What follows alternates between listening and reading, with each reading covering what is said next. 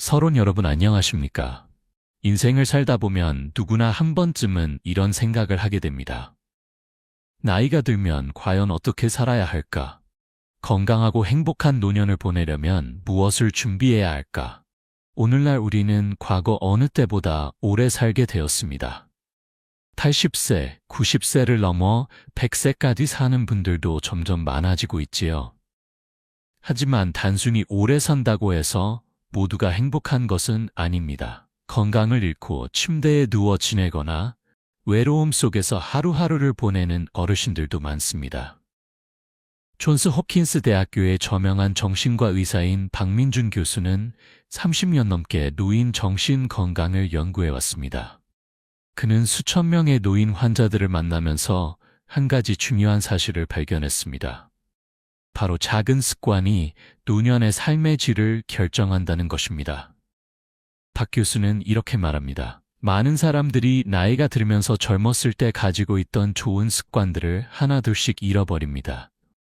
규칙적인 운동, 건강한 식습관, 사회적 교류, 새로운 것을 배우려는 열정, 이런 것들이 무너지면서 몸과 마음도 함께 무너지는 것이지요. 하지만 다행히도 습관은 다시 만들 수 있습니다. 아무리 나이가 들어도 늦지 않았습니다. 오늘 이 영상에서는 박민준 교수가 발견한 노년을 건강하게 보내기 위한 4가지 핵심 습관과 한번 무너진 습관을 다시 세우는 과학적인 방법에 대해 함께 이야기 나누어 보려 합니다. 혹시 지금 이 영상을 보고 계신 여러분 중에 나는 이미 늙었어. 지금 와서 뭘 바꿔? 하고 생각하시는 분이 계신가요?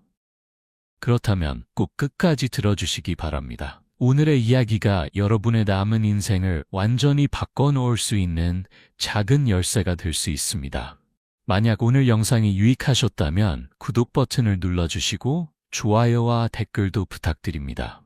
여러분의 관심과 응원이 더 많은 분들에게 좋은 정보를 나누는데 큰 힘이 됩니다. 그럼 이제 본격적으로 시작해볼까요?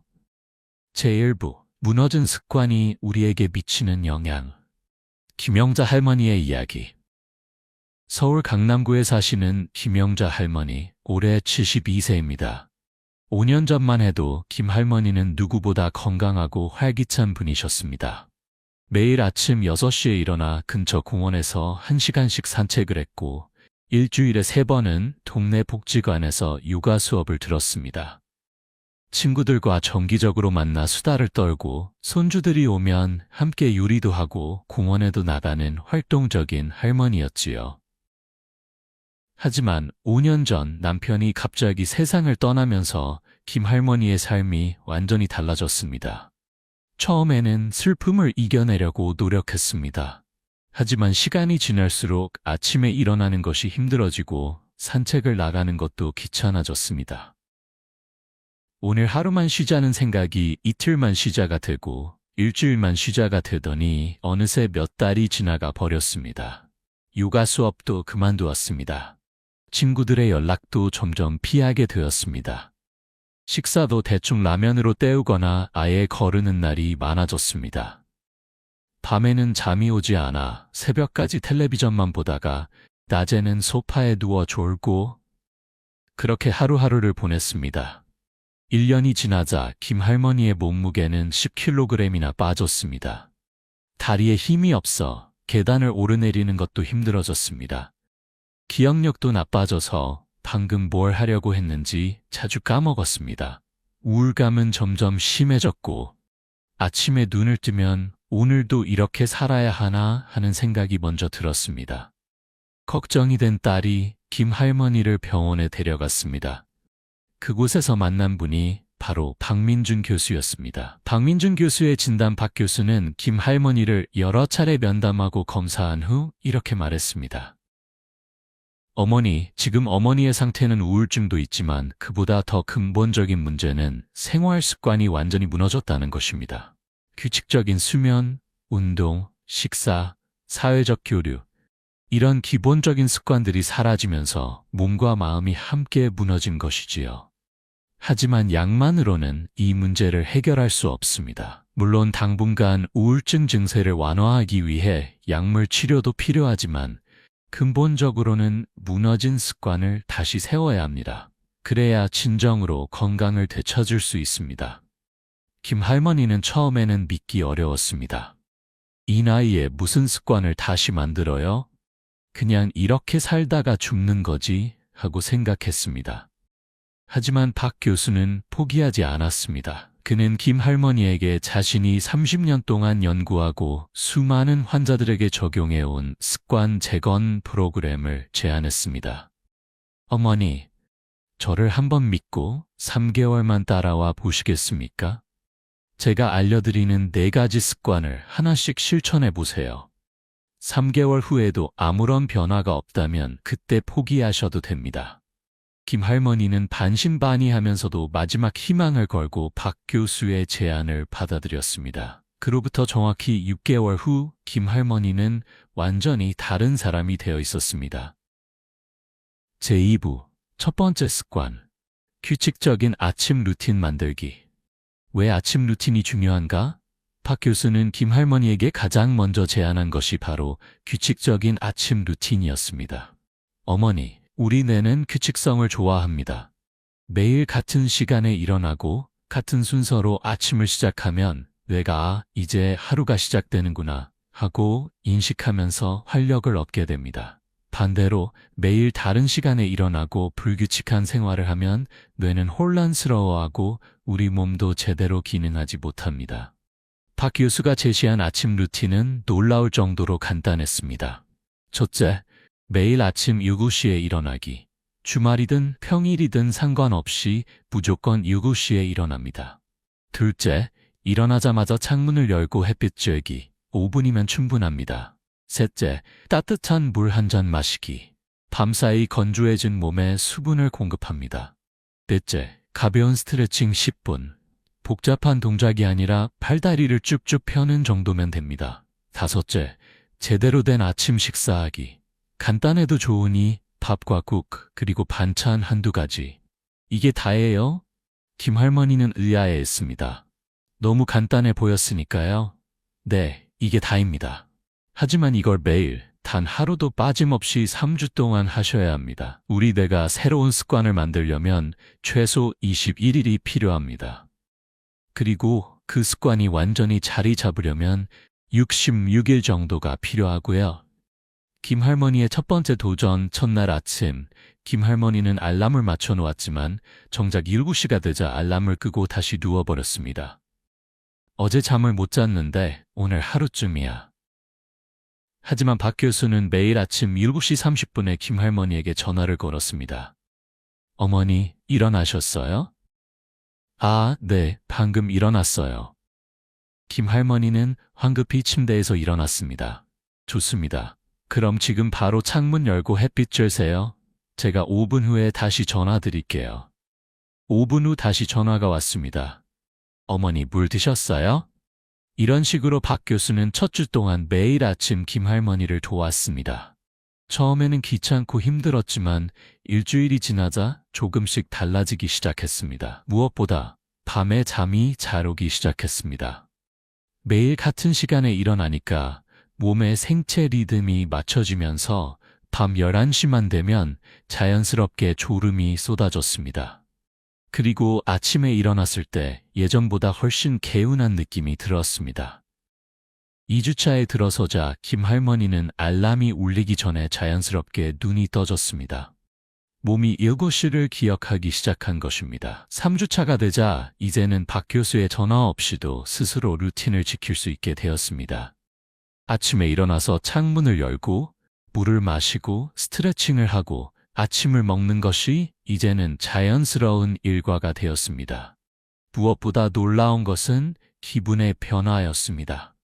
예전에는 아침에 눈을 뜨면 막막하고 우울했는데 이제는 오늘은 뭘 해볼까 하는 기대감이 생겼습니다. 과학적 근거 박 교수는 이렇게 설명합니다. 우리 뇌에는 시상하부라는 부위가 있습니다. 이곳은 우리 몸의 생체 시계를 조절하는 역할을 합니다. 규칙적인 생활을 하면 이 시상하부가 제대로 작동하면서 호르몬 분비, 체온 조절, 수면 패턴 등이 모두 정상화됩니다. 특히 아침 햇빛은 매우 중요합니다. 아침에 햇빛을 쬐면 뇌에서 세로토닌이라는 행복 호르몬이 분비됩니다. 이 세로토닌은 낮 동안 우리 기분을 좋게 만들고 밤에는 멜라토닌으로 전환되어 숙면을 돕습니다. 또한 규칙적인 아침 식사는 혈당을 안정시키고 뇌에 에너지를 공급합니다. 노년기에는 특히 아침 식사가 중요한데 밤사이 긴 공복 시간 후 제대로 된 식사를 해야 하루 종일 필요한 영양을 공급받을 수 있기 때문입니다. 실제로 존스 홉킨스 대학에서 진행한 연구에 따르면 규칙적인 아침 루틴을 가진 노인들은 그렇지 않은 노인들에 비해 우울증 발생률이 40% 낮았고 인지기능 저하도 30% 느리게 나타났습니다. 제3부 두 번째 습관, 하루 30분 걷기 운동이 아니라 걷기입니다. 첫 번째 습관이 자리 잡힌 후 박 교수는 김 할머니에게 두 번째 습관을 제안했습니다. 바로 하루 30분 걷기였습니다. 어머니, 운동하세요. 이렇게 말하면 많은 분들이 부담스러워합니다. 운동이라고 하면 헬스장에 가서 기구를 들어야 할 것 같고 땀을 뻘뻘 흘리며 힘들게 뛰어야 할 것 같으니까요. 하지만 박 교수가 권한 것은 그저 걷기였습니다. 특별한 장비도 필요 없고 돈도 들지 않습니다. 그냥 집 근처를 30분 정도 걸으세요. 빠르게 걸을 필요도 없습니다. 편안한 속도로 주변 풍경을 보면서 천천히 걸으면 됩니다. 김 할머니는 처음에는 30분도 걷기 힘들었습니다. 5년 동안 거의 움직이지 않았으니 다리에 힘이 없었습니다. 10분만 걸어도 숨이 차고 다리가 아팠습니다. 하지만 박 교수는 말했습니다. 괜찮습니다. 처음에는 10분만 걸으세요. 일주일 후에 15분으로 늘리고 또 일주일 후에 20분으로 늘리면 됩니다. 서두를 필요 없습니다. 중요한 것은 매일 걷는다는 것입니다. 걷기가 가져온 놀라운 변화. 김할머니는 매일 아침 식사 후 근처 공원으로 나갔습니다. 처음에는 벤치까지 걸어가는 것도 힘들었지만 조금씩 거리를 늘려갔습니다. 일주일 후 김할머니는 신기한 경험을 했습니다. 공원에서 같은 시간에 운동하는 다른 어르신들과 자연스럽게 인사를 나누게 된 것입니다. 어머, 할머니도 매일 이 시간에 나오시네요? 네, 요즘 건강 때문에 걷기 운동을 시작했어요. 간단한 인사말이었지만 5년 만에 처음으로 낯선 사람과 나눈 대화였습니다. 그리고 그게 시작이었습니다. 며칠 후 그 어르신이 다가와 말을 걸었습니다. 저도 혼자 걷는 게 심심한데 우리 같이 걸을까요? 그렇게 김 할머니는 걷기 친구를 만들었습니다. 이순자 할머니, 역시 남편을 잃고 혼자 사는 72세 할머니였습니다. 둘은 매일 아침 공원에서 만나 함께 걸으며 이야기를 나누었습니다. 처음에는 날씨 이야기, 건강 이야기 같은 가벼운 주제였지만 시간이 지나면서 점점 깊은 이야기를 나누게 되었습니다. 우리 남편이 떠난 후로 정말 힘들었어요. 저도요. 아무도 없는 집에 혼자 있으면 정말 외롭더라고요. 서로의 아픔을 나누면서 김 할머니는 자신만 힘든 게 아니라는 걸 깨달았습니다. 그리고 이야기를 나누는 것만으로도 마음이 한결 가벼워졌습니다. 한 달이 지나자 김 할머니의 몸에도 변화가 나타났습니다. 다리에 힘이 생기고 계단을 오르내리는 것도 한결 수월해졌습니다. 체중도 조금씩 늘기 시작했고 얼굴에 혈색이 돌았습니다. 더 놀라운 것은 기분의 변화였습니다. 매일 아침 이순자 할머니를 만나는 것이 기다려졌습니다. 오늘은 무슨 이야기를 나눌까 하는 기대감에 아침에 일어나는 것이 즐거웠습니다. 걷기의 과학적 효과, 박 교수는 이렇게 설명합니다. 걷기는 노년기에 할 수 있는 가장 완벽한 운동입니다. 우선 무릎이나 관절에 무리를 주지 않으면서도 전신 운동 효과가 있습니다. 걸을 때 우리 몸에서는 여러 가지 좋은 일들이 일어납니다. 첫째, 심장이 활발하게 뛰면서 혈액순환이 좋아집니다. 이는 뇌로 가는 혈류량을 증가시켜 인지 기능을 향상시킵니다. 둘째, 걸을 때 뇌에서는 엔도르핀과 세로토닌 같은 행복 호르몬이 분비됩니다. 이것이 우울증을 예방하고 기분을 좋게 만듭니다. 셋째, 규칙적인 걷기는 골밀도를 높여 골다공증을 예방합니다. 노년기에 넘어져서 골절되면 회복이 어렵고 합병증으로 사망할 위험도 높은데 걷기는 이를 예방하는 가장 좋은 방법입니다. 넷째, 걷기는 혈당과 혈압을 조절하는 데 도움이 됩니다. 특히 식후 걷기는 혈당 상승을 억제하는 효과가 있습니다. 존스 호킨스 대학의 연구에 따르면 하루 30분 이상 걷는 노인들은 그렇지 않은 노인들에 비해 치매 발생 위험이 50%나 낮았습니다. 또한 우울증 발생률도 35% 낮았고 심혈관 질환 위험도 40% 감소했습니다. 더 중요한 것은 사회적 교류입니다. 밖으로 나가 걸으면 자연스럽게 사람들을 만나게 됩니다. 이러한 사회적 연결은 정신 건강에 매우 중요합니다. 제4부, 세 번째 습관, 의미 있는 활동 하나 찾기 삶의 목적이 필요합니다. 세 번째 습관이 자리 잡힌 후 박 교수는 김 할머니에게 질문했습니다. 어머니, 아침에 일어나면 무엇이 기다려지시나요? 김 할머니는 잠시 생각하다가 대답했습니다. 이순자 할머니와의 산책이요. 좋습니다. 그런데 비가 오는 날은 어떠세요? 산책을 못 가는 날은요? 김 할머니는 솔직히 대답했습니다. 그런 날엔 다시 예전처럼 무기력해지는 것 같아요. 하루 종일 뭘 해야 할지 모르겠고. 박 교수가 고개를 끄덕였습니다. 그래서 세 번째 습관이 필요합니다. 바로 의미 있는 활동을 하나 찾는 것입니다. 의미 있는 활동이요? 네, 어머니가 좋아하고 어머니를 필요로 하고 어머니에게 목적 의식을 주는 활동 말입니다. 그것이 무엇이든 상관없습니다. 봉사활동일 수도 있고 취미활동일 수도 있고 배움일 수도 있습니다. 김 할머니가 찾은 의미. 김 할머니는 고민했습니다. 내가 뭘 좋아하지? 뭘 잘하지? 젊었을 때 김 할머니는 요리를 정말 좋아했습니다. 특히 전통 한식을 만드는 것을 즐겼지요. 남편과 자식들을 위해 매일 정성껏 음식을 만들었고 친구들이 놀러오면 늘 맛있는 음식으로 대접했습니다. 하지만 남편이 떠난 후로는 요리를 완전히 그만두었습니다. 혼자 먹을 건데 뭘 그렇게 정성껏 만드나 싶었고 요리를 하면 남편 생각이 나서 슬퍼지기도 했습니다. 박 교수가 제안했습니다. 어머니, 요리를 다시 시작해 보시는 건 어떨까요? 하지만 이번에는 혼자 드시기 위해서가 아니라 다른 사람들과 나누기 위해서요. 김 할머니는 지역 노인복지관에서 운영하는 요리 봉사 프로그램에 참여하게 되었습니다. 매주 수요일 복지관에서 거동이 불편한 독거 어르신들을 위한 도시락을 만드는 봉사활동이었습니다. 처음 복지관에 갔을 때 김 할머니는 놀랐습니다. 자신과 비슷한 나이의 할머니, 할아버지들이 모여 함께 음식을 만들고 있었습니다. 모두들 웃으며 이야기를 나누고 서로 도우며 일하는 모습이 정말 활기차 보였습니다. 어서 오세요. 새로 오셨네요. 반갑습니다. 봉사단장인 박정숙 할머니가 따뜻하게 맞아주었습니다. 저는 요리를 좀 할 줄 아는데 도움이 될까요? 그럼요. 우리 여기서 만드는 도시락은 혼자 사시는 어르신들에게 전달돼요. 어떤 분들은 이 도시락이 유일한 제대로 된 식사예요. 할머니의 정성이 정말 큰 도움이 될 거예요.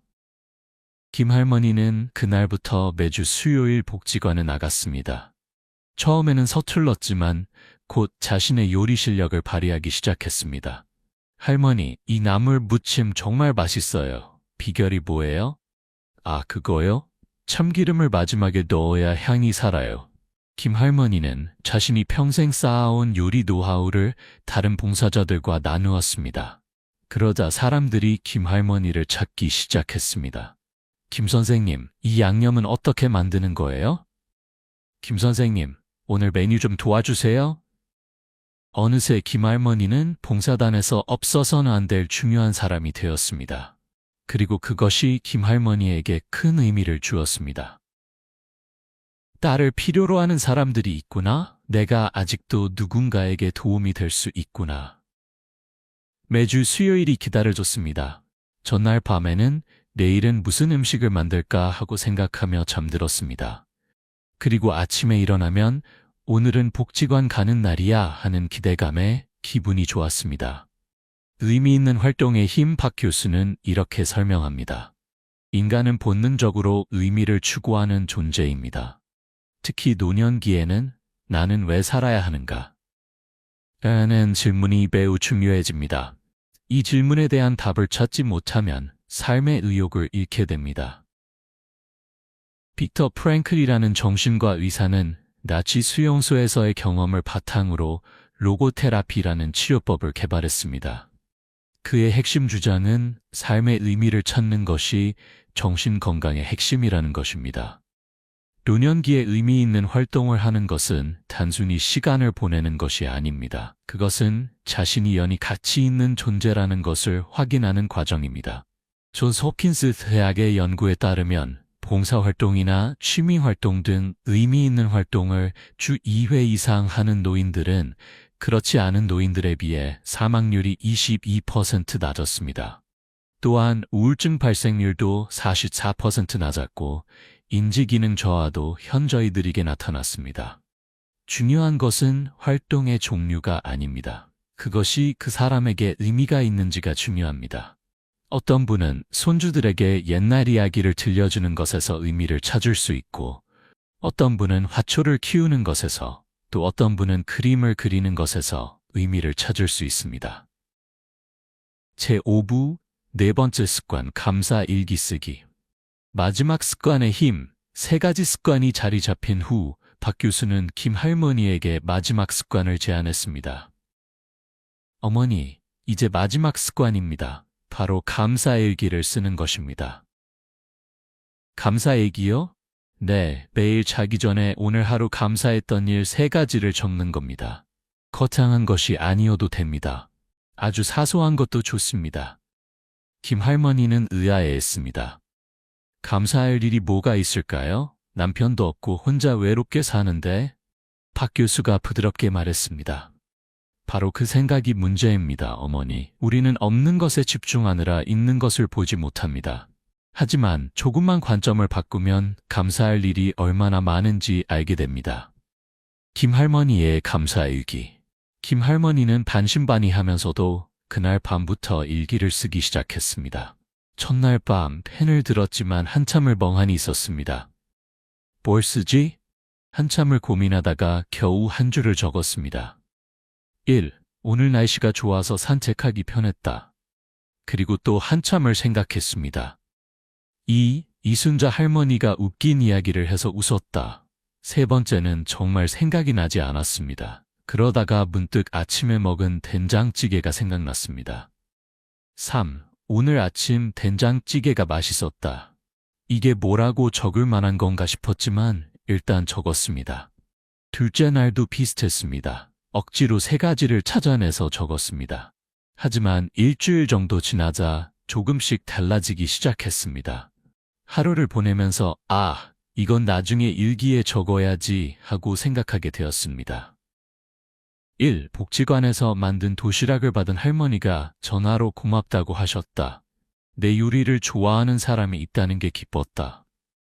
2. 길에서 어린 여학생이 할머니 안녕하세요 하고 인사했다. 어린 사람에게 인사받으니 기분이 좋았다. 3. 딸아이가 전화해서 안부를 물었다. 바쁜데도 엄마 생각을 해주는 게 고마웠다. 한 달이 지나자 김 할머니는 하루를 보내는 관점 자체가 달라졌음을 느꼈습니다. 예전에는 오늘도 별일 없이 하루가 지나갔네 하고 생각했는데 이제는 오늘 이런 좋은 일이 있었네 하고 생각하게 되었습니다. 같은 하루를 살아도 무엇에 집중하느냐에 따라 전혀 다른 하루가 되었습니다. 어느 날 밤, 김 할머니는 지난 한 달 동안 쓴 일기를 처음부터 다시 읽어보았습니다. 그러자 눈물이 났습니다. 내 삶에 이렇게 감사할 일이 많았구나. 남편이 떠난 후 자신의 삶은 끝났다고 생각했습니다. 더 이상 행복할 수 없다고, 그저 죽을 날만 기다리며 살아야 한다고 생각했습니다. 하지만 일기를 읽으면서 깨달았습니다. 삶은 끝나지 않았다는 것을. 여전히 아름다운 순간들이 있고, 감사할 일들이 있고, 사랑하는 사람들이 있다는 것을. 감사의 과학 박 교수는 이렇게 설명합니다. 감사는 단순한 감정이 아닙니다. 그것은 우리 뇌를 물리적으로 변화시킵니다. UC 버클리 대학의 연구에 따르면 감사일기를 쓰는 사람들의 뇌를 MRI로 촬영했을 때 전전두엽 피질의 활동이 증가했습니다. 이 부위는 의사결정, 감정 조절, 사회적 행동을 담당하는 곳입니다. 또한 감사를 느낄 때 뇌에서는 도파민과 세로토닌이 분비됩니다. 이것들은 자연적인 항우울제라고 할 수 있습니다. 더 흥미로운 것은 감사가 뇌의 가소성을 증가시킨다는 점입니다. 즉, 감사하는 습관을 들이면 뇌가 긍정적인 것을 더 잘 인식하도록 재구성된다는 뜻입니다. 존스 홉킨스 대학의 연구에서 감사일기를 3개월 이상 쓴 노인들은 우울증 증상이 평균 35% 감소했고 수면의 질이 향상되었으며 전반적인 삶의 만족도가 증가했습니다. 감사는 우리가 가진 것에 집중하게 만듭니다.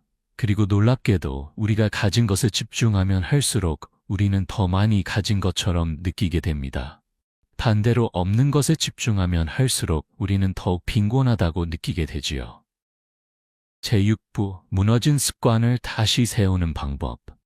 왜 습관이 무너지는가? 박 교수는 30년간의 연구를 통해 노년기에 습관이 무너지는 주요 원인을 발견했습니다. 첫째, 삶의 구조가 사라집니다. 젊었을 때는 출근해야 하고 자녀를 돌봐야 하고 해야 할 일들이 명확했습니다. 하지만 은퇴하고 자녀들이 독립하면 갑자기 해야 할 일이 없어집니다. 이렇게 되면 생활 리듬이 무너지고 습관도 함께 사라집니다. 둘째, 의미와 목적을 잃습니다. 내가 왜 이걸 해야 하지? 하는 질문에 답을 찾지 못하면 동기부여가 사라집니다. 동기가 없으면 습관을 유지할 이유도 없어집니다.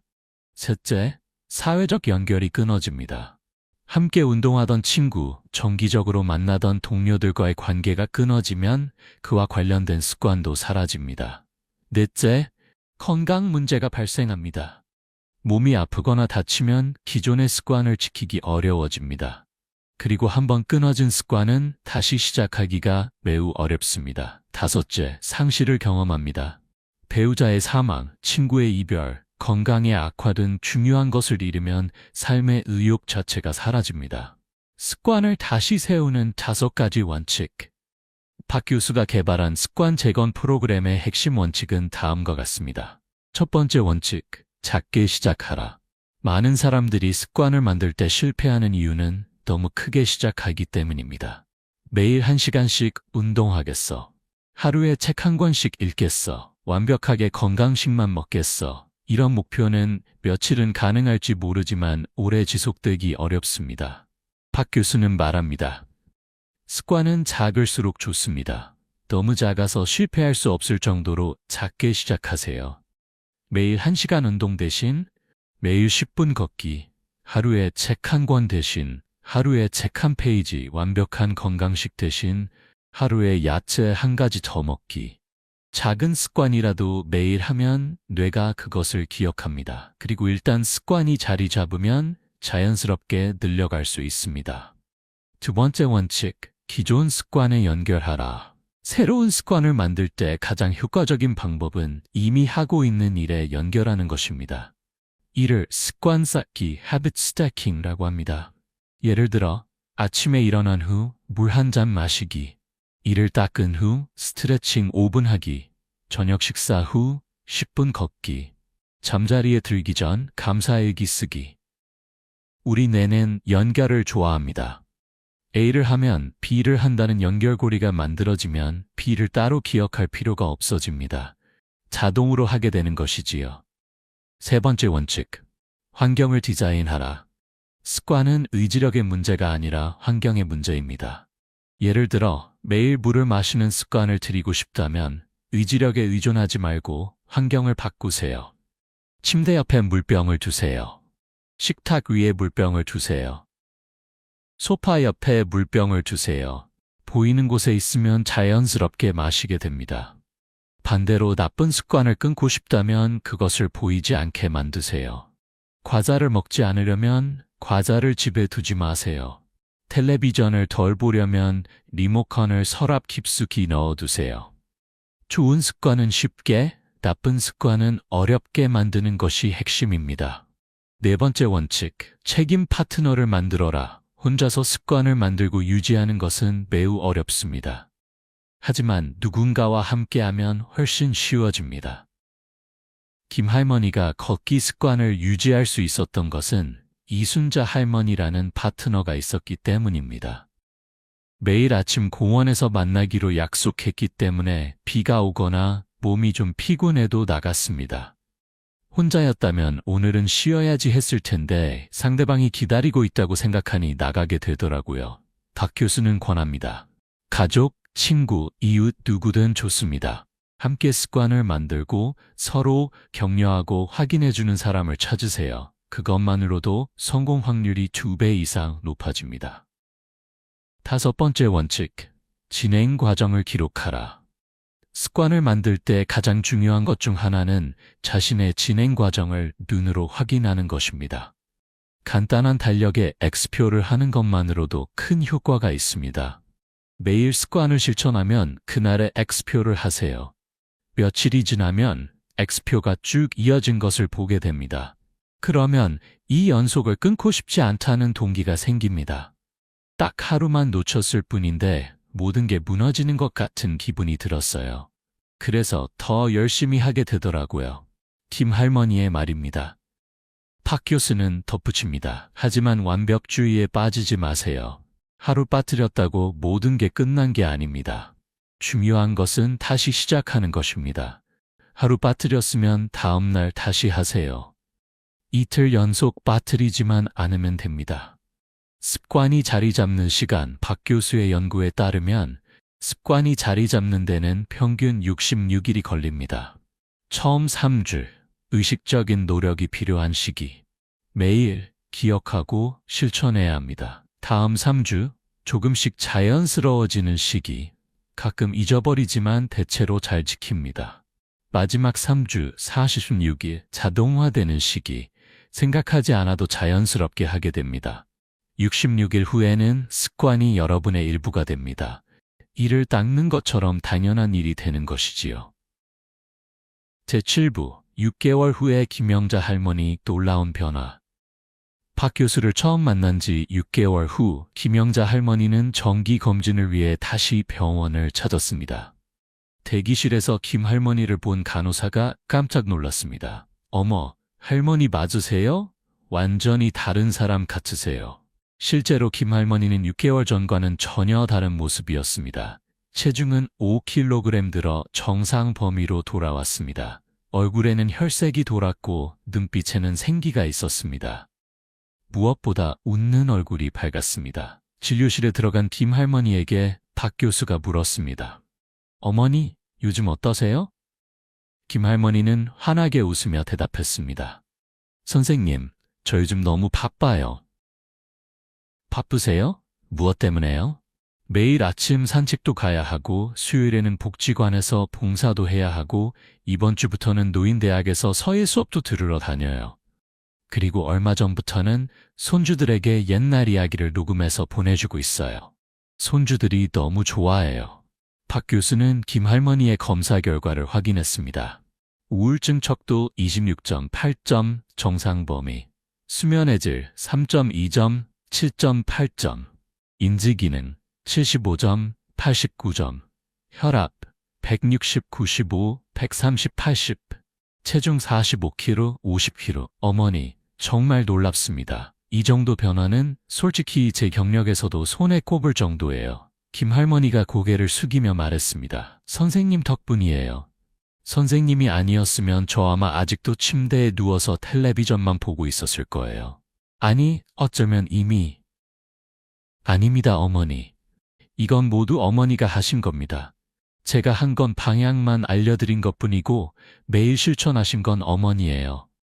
가장 큰 변화는 마음 검사 결과의 숫자보다 더 중요한 변화가 있었습니다.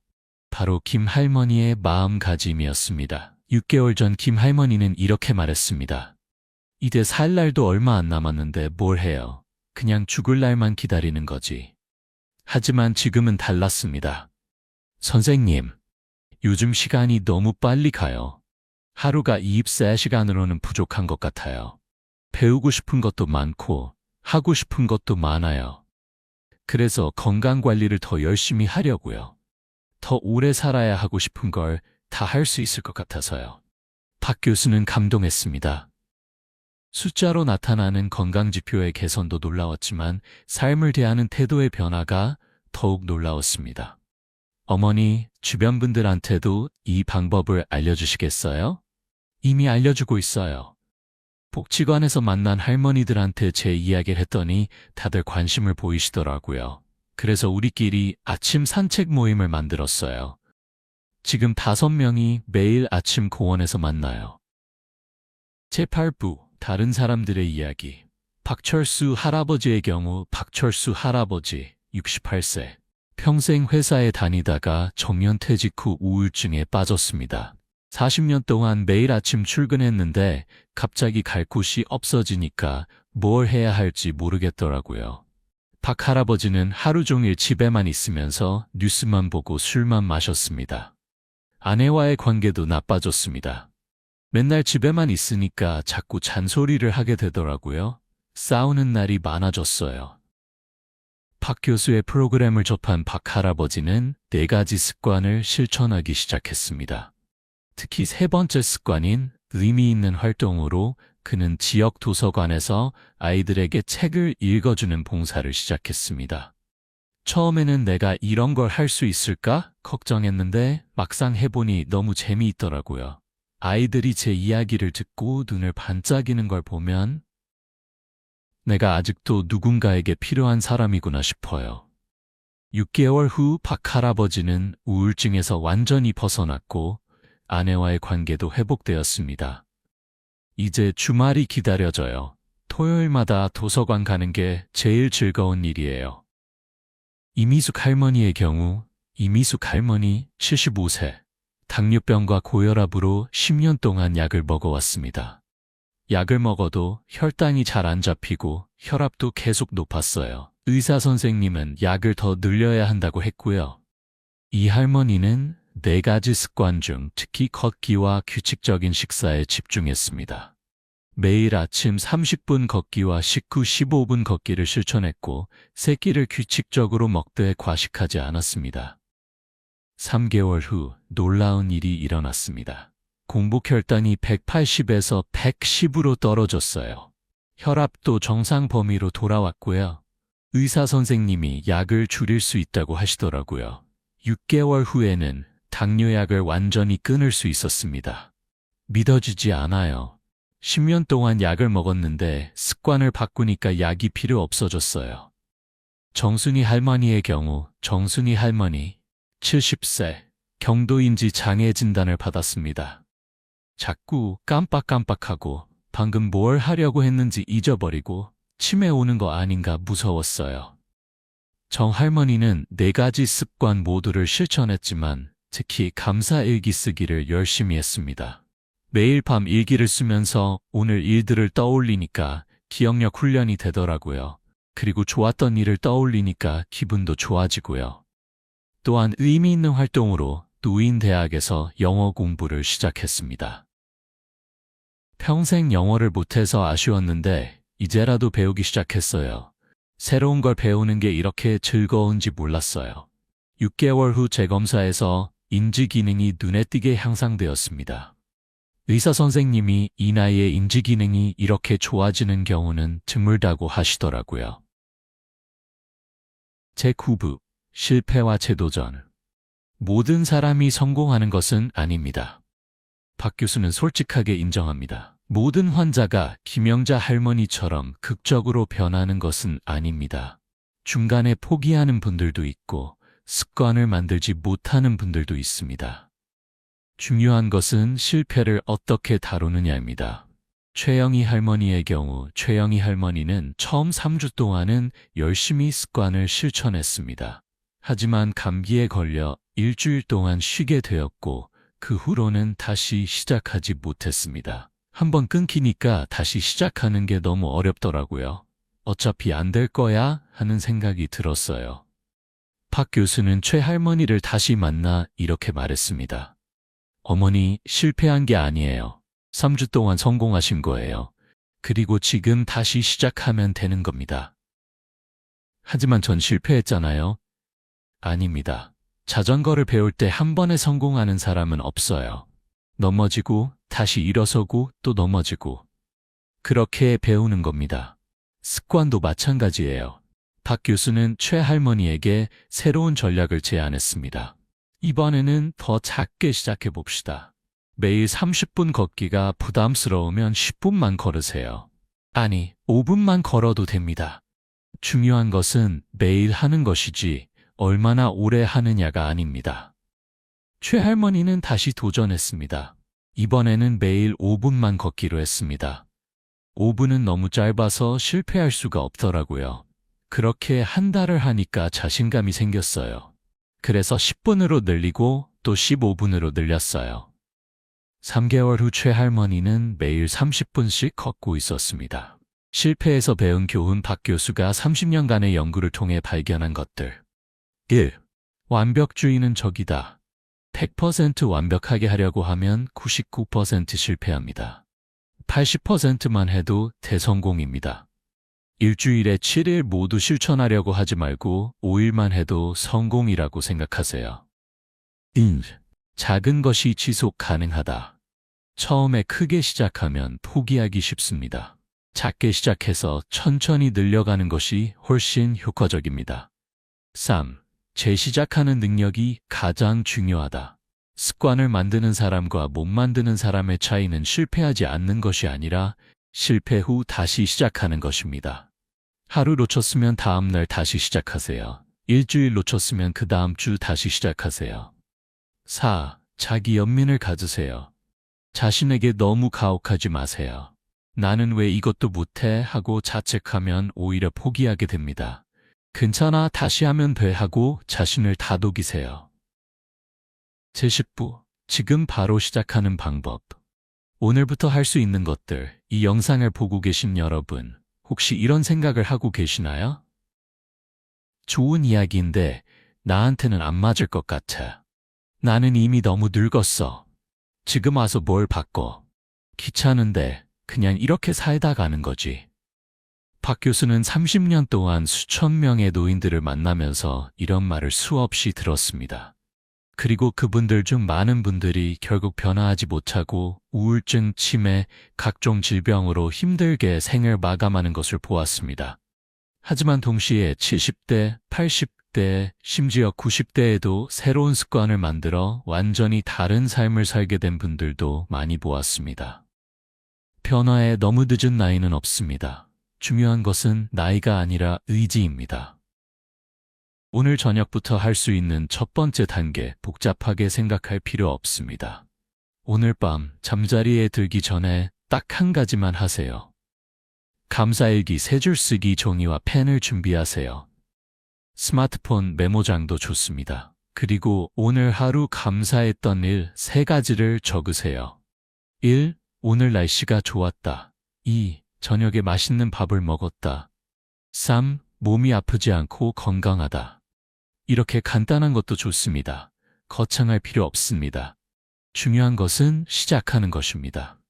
내일 아침부터 할 수 있는 두 번째 단계. 내일 아침 평소보다 30분 일찍 일어나세요. 알람을 맞춰두세요. 그리고 알람이 울리면 바로 일어나세요. 일어나서 창문을 여세요. 햇빛을 5분 동안 쬐세요. 따뜻한 물 한 잔을 마시세요. 팔다리를 쭉쭉 펴는 간단한 스트레칭을 5분 하세요. 그리고 제대로 된 아침 식사를 하세요. 이것이 새로운 아침 루틴의 시작입니다. 이번 주부터 할 수 있는 3번째 단계. 이번 주 안에 딱 한 번 집 밖으로 나가서 10분만 걸으세요. 공원이 동네 한 바퀴든 어디든 상관없습니다. 혼자 걷기 싫으면 가족이나 친구에게 함께 걷자고 제안하세요. 우리 오늘 저녁 식사 후에 10분만 같이 걸을까요? 이렇게 간단한 제안으로 시작할 수 있습니다. 이번 달 안에 할 수 있는 4번째 단계. 이번 달 안에 의미 있는 활동을 하나 찾으세요.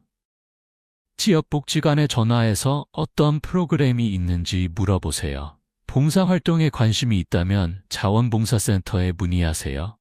배우고 싶었던 것이 있다면 노인대학이나 문화센터에 등록하세요. 중요한 것은 집 밖으로 나가서 사람들을 만나는 것입니다. 3개월 후 여러분의 모습 상상해 보세요.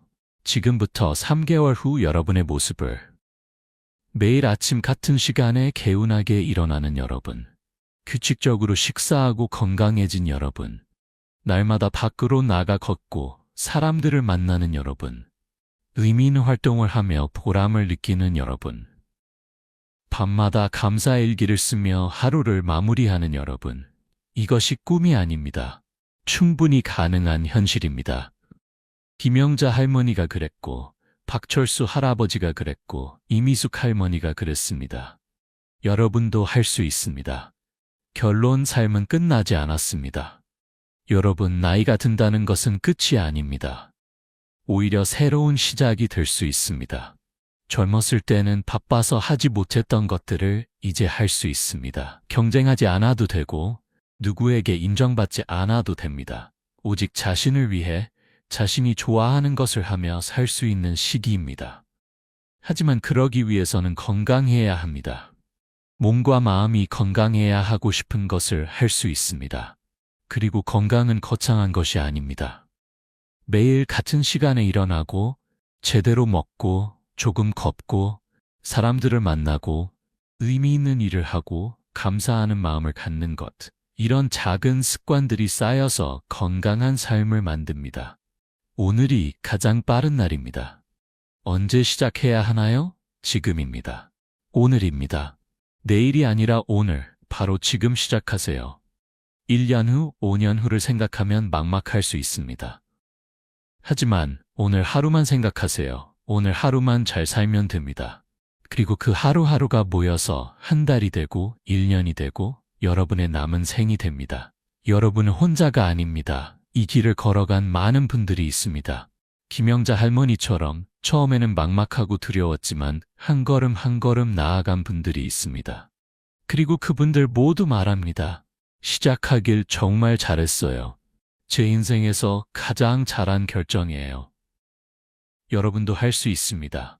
나이는 숫자일 뿐입니다. 중요한 것은 마음가짐입니다. 나는 아직 살아있고 앞으로도 건강하게 살고 싶다.